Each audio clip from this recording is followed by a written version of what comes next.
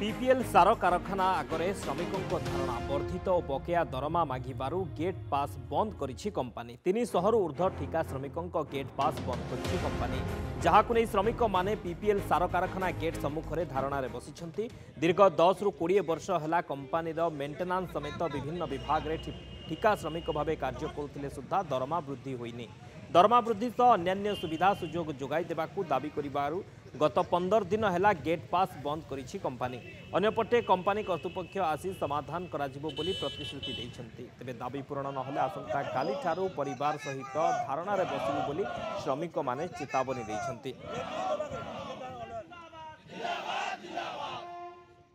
आमे दीर्घ दिन के 10 वर्ष के 15 वर्ष काम करिछु किंतु ता सत्ते भी किंतु ये 15 दिन 12 दिन 15 दिन है आम कम बंद ठप तार आमर हक मागिले आमको कम वंचित करा तेणु आम जो 7,000 8,000 टका पाँच तादे संभव नुह आमर वर्ष वर्ष धरी आसी जो सरकार जो सुविधा अच्छी श्रमिक मानी आमको वंचित करा आमे भी मैनेजमेंट को लेटर करूँ 8 दिन तले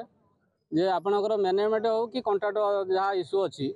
आपड़ सटाउट हो कि न हो आम वर्कर मानक आप भीतर नहीं काम करूँ आपड़ जेहेतु बाहर लोक आनी भितर काम करोच से आमको नहीं भी भितर काम कर